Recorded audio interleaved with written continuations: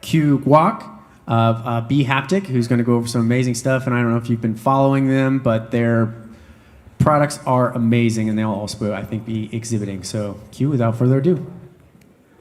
Thank you for the warm introduction, Jay. Yeah. Good afternoon. My name is Kiuk Gwak. I'm the CEO and co-founder of bHaptics. As the company name implicates, we are working on the haptic devices that let you feel in VR, gaming, and all other digital content in which you've been enjoying only with audio and visual. So I started my company based on my doctoral research in 2015. Since the establishment, after years of research and development, we were finally able to launch our first consumer-ready haptic vest called TechSelect 40 and TechSelect 16 in November 2020. TechSelect 40 received an Innovation Award at CES 2021, and more importantly, it received an AGI Award at AWE 2021. It was really an honorable moment in our company's history. So currently, our team has grown up to 40 members, and we are still committed to connecting people with digital worlds through a consumer-ready haptic interfaces. This vision statement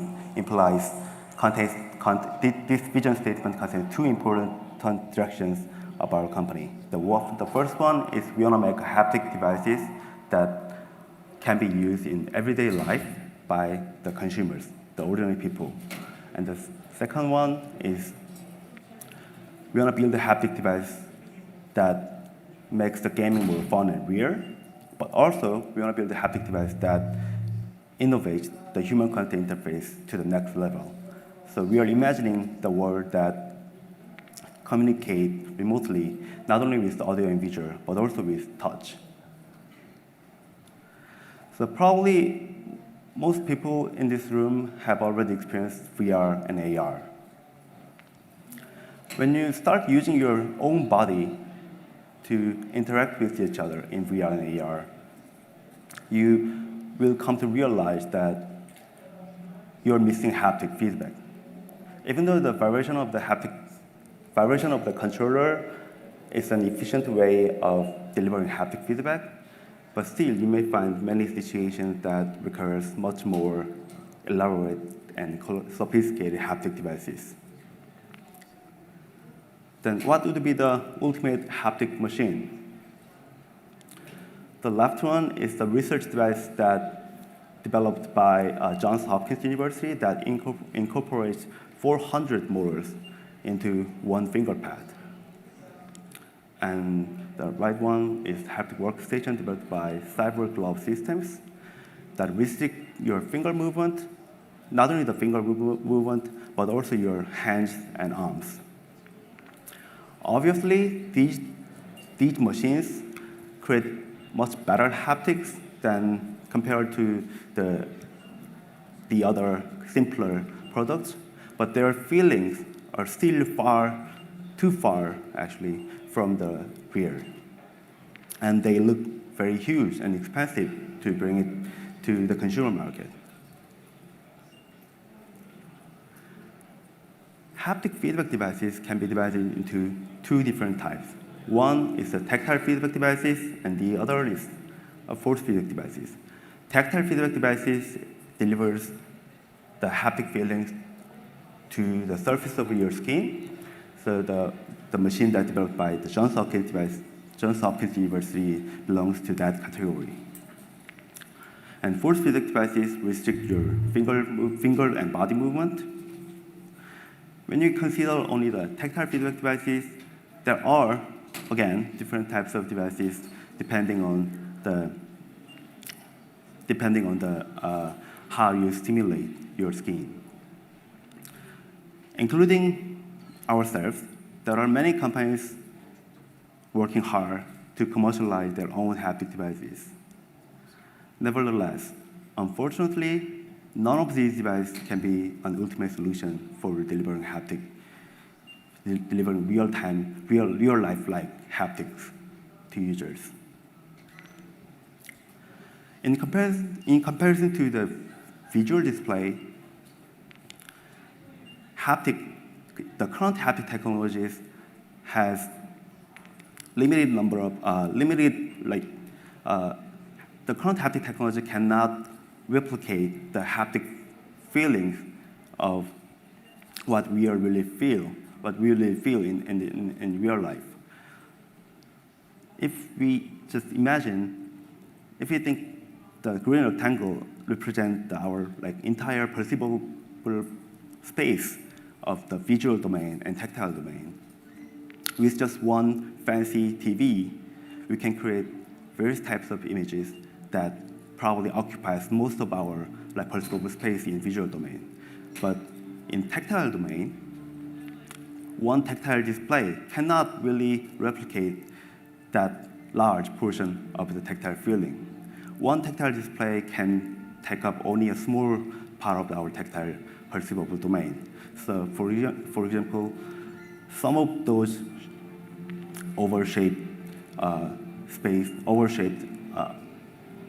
shaped circle represents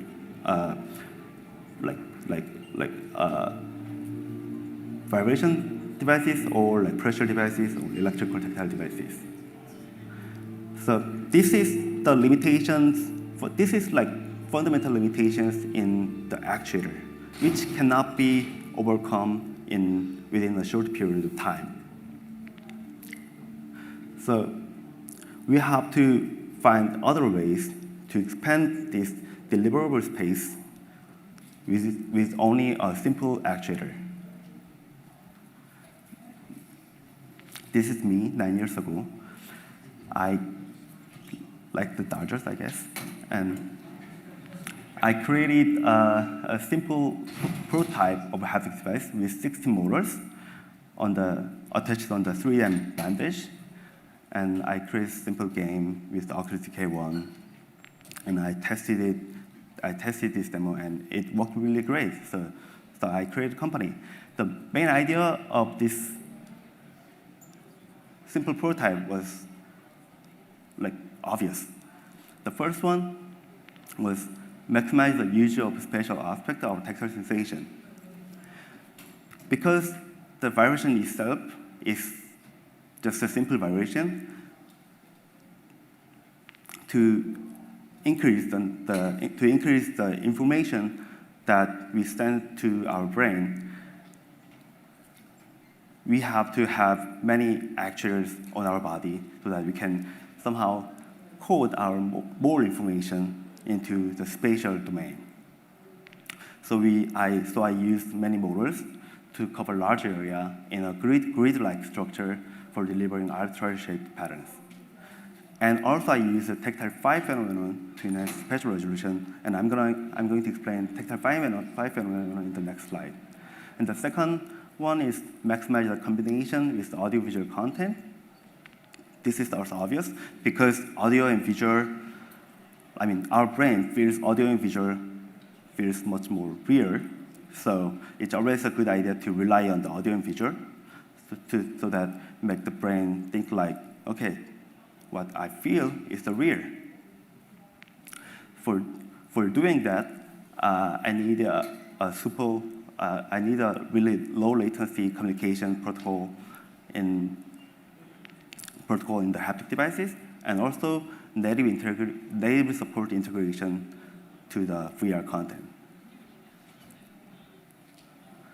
So the tactile phi phenomenon. Tactile phi phenomenon is the kind of tactile illusion that creates some of the virtual sensation in between the two real actuators. So when the vibration of the two actuators varies on the left side of the slide, then the virtual sensation, our brain just creates this illusion in between the two virtual actuators. We can expand that into the 2D area, and that will be like this.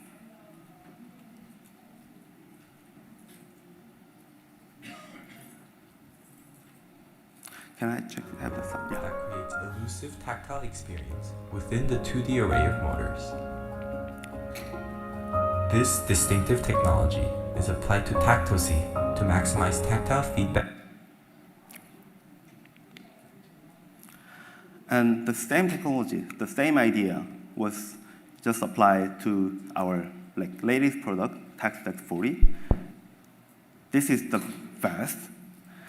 So it has 40 motors around your torso, so we maximize the number of motors that you can have on our body. And we had grid-like structure, and we used tactile 5 phenomenon to enhance the spatial resolution so that you can create some of the virtual sensation in between the real actuators too. And also, we used Bluetooth with a non-perceivable latency, less than 30 milliseconds. And we developed the real-time audio to haptic conversion. And also, we developed our SDK for the Unity and Unreal that can be used with all the VR content. And the same idea was applied to all other different devices of our Texas series. However, this was just a start. Even though we have a hardware ready, we are still, hardware is not, you cannot use any hardware without any content. So we worked hard to create intuitive software and tools for the developers. We have to, because there's no haptic standard in the market, so we have to build our own standard and build our own tools, just like Photoshop or Adobe Premiere in the visual. And we have to persuade developers to incorporate our SDK into their content. So we developed this kind of software called bHaptics Designer. This is a haptic authoring tool for the developers and creators. So people can just design their own haptic patterns. That left panel represents the front side of the vest, and the right panel represents the back of the vest. If you click like that, you just created like some sort of explosion pattern on your front side. And obviously you can control each actuator like that. And also there's a timeline on the bottom. You can use that pattern on your content, but also you can upload your 2D or 360 video to our tool, so that just like adding a subtitle to your video at the keyframe, you can add haptics to your keyframe. So if you want to add haptics on that frame, once you create the haptic pattern, then you can just drag and drop. Then you can feel much more realistic and immersive video. After designing those haptic patterns, for the developers, they can use our SDK for the Unity and Unreal. It's just simple SDK. You can just drop down just one line of code, event call code, so that positional touch sensory feedback transports you right into the middle of the battlefield. Content. Feel when and where you get shot And and when react you shot, immediately. you feel on your arm as a recoil. Rapid heartbeats will make you feel as if you are in the middle of the action. You can feel the raindrops, wind, electric shocks, and even the energy filling through your body. Most importantly, it changes how we interact with each other on social platforms. All right, buddy. Nice meeting you. Touch people again. So, in the beginning, that was really hard to persuade developers to use our SDK into their content. But somehow, with countless effort and generosity of the developers, we started having more and more content integrated, more and more database support content, and now we have more than 200 content that support our SDK. So for the users, once they buy from the Amazon, you can just play VR, not only with audio and visual, but also with touch. I brought some of the examples. that I thought is great to share. So in hyper RX mode, you can heal up, or you can just pull items you can feel on your wrist, and also you can put the items to the bag and bring the items from the bag. Especially when you put the items to the bag or bring the items from the bag, because bag is already located in the bag, that where you cannot see it. So it's always great to have feedback on your bag when you put the items to the bag. So if you put like lighter items, then you can feel like it's hard to describe, but you can feel the lighter haptic feedback. But when you put the really like very heavy items to your bag, you can feel like almost all the way down to your hip. And not only this kind of shooting and hitting, you can also feel other environmental feedback like raindrops or snow, or you can take medicine, or yeah, you feel like healing up. And you can also feel the intense heartbeat when the ghosts are near you. Also, it's great for this kind of game. I actually really like this game stride. When you jump or falling down, or obviously recoil or hit, and also when you use like grapple hook or zip line, you can also feel like more immersive feeling on your body and also your arms and even on your head too. So you can literally feel like, okay, I'm really in the game. And once you play with the haptics, it's really hard to play without the haptic because you feel something is missing there. And also this In-Depth Unchained is the one that I really like. This is a perfect example of using our haptic device in the shooting a bow. And as you can see, this is just a simple shooting and simple teleporting, but still, they're all like, they designed really complicated, elaborate haptic patterns, not just a simple variation. That those kind of every details really makes users being more immersed into the content. And Hyperdash, even though they released a new version of Breachers, but Hyperdash is one of the best haptic interactions that I think. This is a multiplayer shooting game, obviously the best fit to the haptic devices. Like, even though there are lots, because this is multiplayer game, even though there's lots of shooting is going on, you can feel every shot at the exact direction of your body. So you can just, when you got shot on the back, you can just react fast to the enemies on the back. And not only shooting thing, but also there are very clever or fun haptics like Celebrate or those kind of effects. And there's something that I haven't talked about in this session. I thought I'm gonna have not much time, but we have since 2019 we started to develop the tech glove.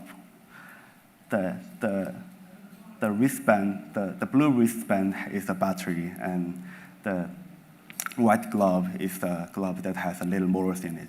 So that now he's feeling something, and actually these two guys are touching each other in the back, and he's feeling on the body too. So our haptic glove is comparable to all the camera-based hand tracking of the MetaQuest 2 or Ultra Leap. So one different aspect of our haptic glove is it doesn't have any sensors in it. So we heavily rely on the camera-based hand tracking of the existing headset, so that we can reduce the price a lot to the $299 per pair, and also we can increase the comfortness of our haptic gloves. In the booth, we can play this demo.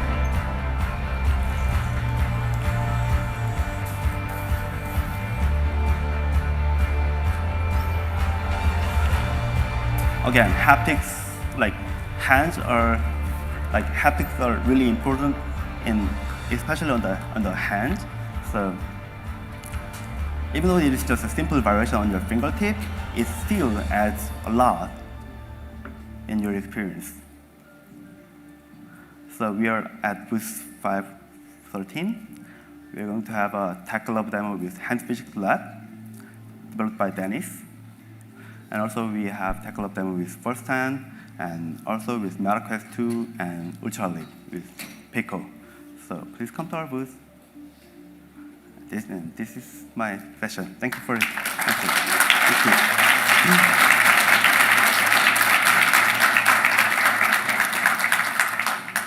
We've got time for like 1 or 2 questions. Does anyone have any questions? Yes. When the gloves that you showed, are those in development or will they be out soon? It's already on the market. We haven't started selling it to consumer yet, but we started shipping to the developers already. So, well, there are something to fix for now, because this is first batch, but still, it's already in the market.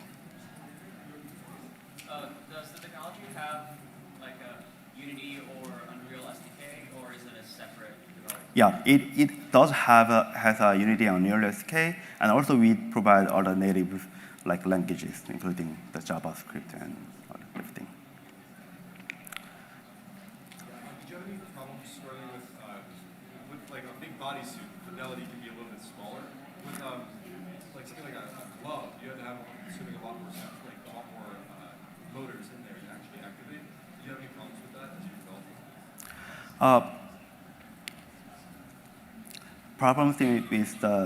Problems in durability, or? Yeah, and like actual fidelity, like it being buzzing like a finger different than a fingertip, it's so much harder to discern like from here to here. Yeah. So in the fingertip, actually we have just one motor for each fingertip. Obviously it's better to have multiple motors for one finger, but because we have tried several like prototypes that has a single motor and multiple motors, but the amount of our experience enhanced by like 1, 2, or 3 motors are not much greater than just have a single motor. So we just, because there are not many motors, not many like small motors that you can have on the market yet. So that's why you have just one motor on the per finger. So at the moment right now, but still, you're gonna once you try it, you're gonna love it.